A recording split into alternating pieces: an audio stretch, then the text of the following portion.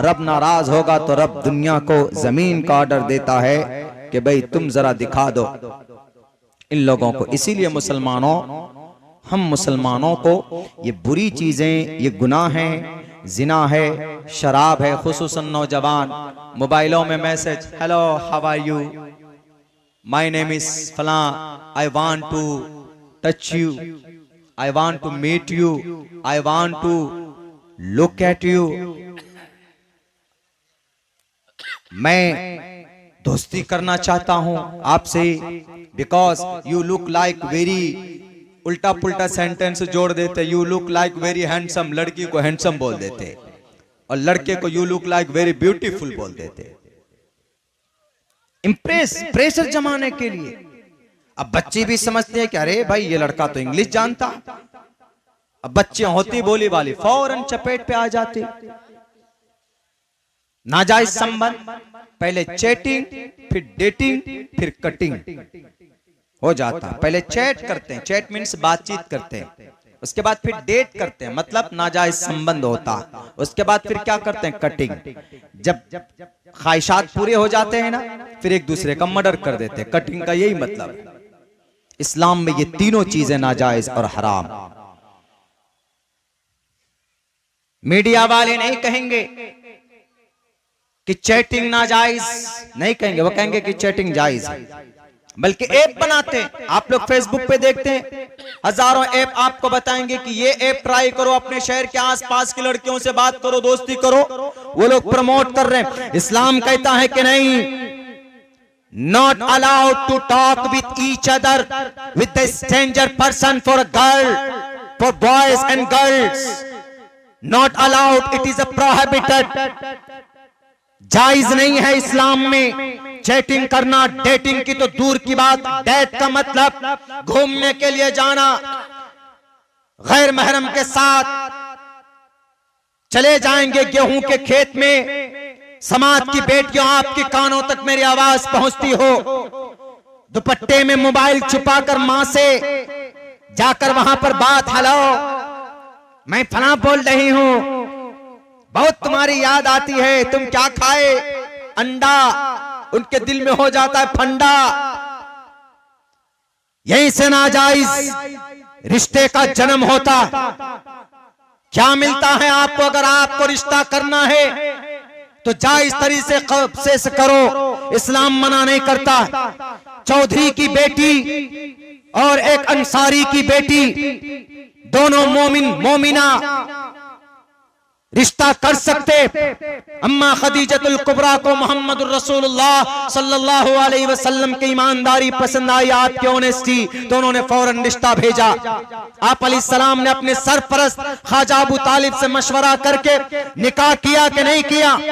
अम्मा सिद्दीका को आप पसंद आए, उनकी जहानत को देखकर मोहम्मद रसूलुल्लाह ने अबू बकर सिद्दीक को पैगाम निकाह भेजता है कि Abu Bakr Siddiq, I want to marry Aisha, Aisha से निकाह करना चाहता हूं। लेकिन आपने किसी से नाजायज बातें नहीं की है निकाह से पहले।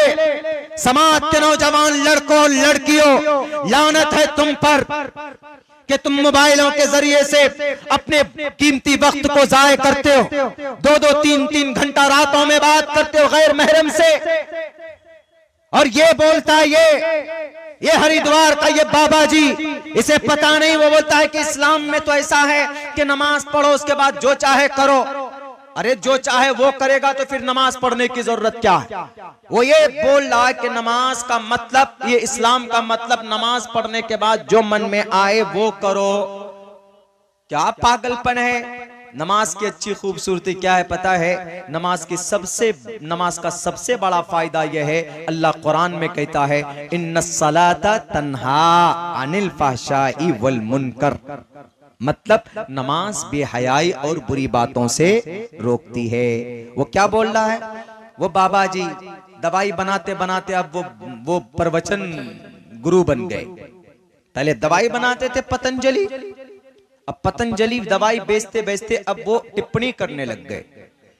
मेरी तकरीबन 600 स्पीचेस हैं यूट्यूब के अंदर, 600 किसी भी स्पीच में दिखा दो कि मैंने हिंदू भाइयों की किसी पूजा को डायरेक्ट हमने टारगेटेड किया और यूं कहा हो कि आप अगर पूजा करते हैं, आप अगर ये पूजा करोगे, हम इतना जरूर कहते हैं कि ईश्वर की ये मंशा, ईश्वर का ये फरमान नहीं है आप पूजा करते हैं, लेकिन एक अल्लाह, एक ईश्वर पर आस्था रखना होगा आपको।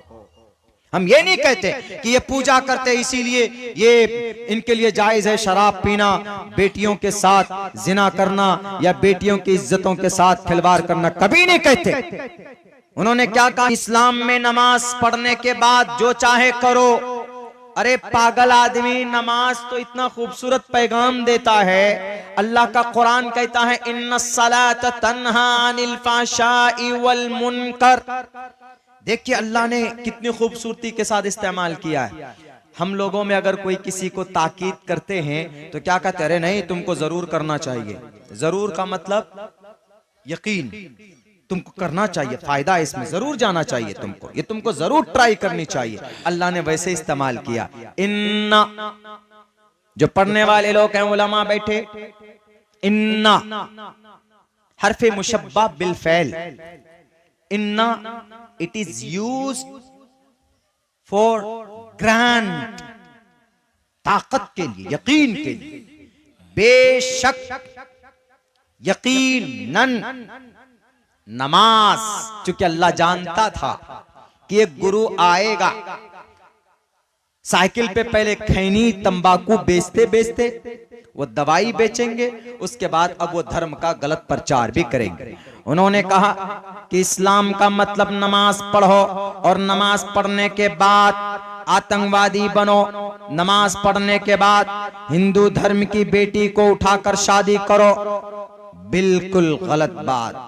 नमाज अगर कोई पढ़ता है, अल्लाह के नबी अलैहिस्सलातु वस्सलाम फरमाते हैं और कुरान का वाज़े अल्फाज में आयतें मौजूद है, अल्लाह के नबी फरमाते हैं कि अगर कोई नमाज पढ़ता है खुलूस और खुशू और खुजू के साथ, पूरी सेहत के साथ, उसके हक को अदा करते हुए नमाज पढ़ता है, तो नमाज की ये सिफत है कि अगर किसी उस नमाजी के अंदर कोई बुराई है, कोई कमी है, कोई फहश बात है, तो उस फहश बात को, उस बुराई को ये नमाज रोकती है। इन्नस्सलाता तन्हा, बेशक नमाज तन्हा, सलाता मुअन्नस, तन्हा भी मुअन्नस।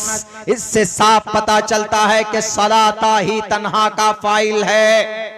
इल्मी बात, ग्रामर की बात है ये। यकीनन नमाज बेहयाई से, बुरी बातों से रोकती है। और दंगा क्या है? बुरी बात है। और आतंकवाद क्या है? बुरी बात है। किसी बेटी को पकड़कर जबरदस्ती उसका धर्म बदलना क्या है? बुरी बात है। संविधान में वो कानूनन जुर्म भी है।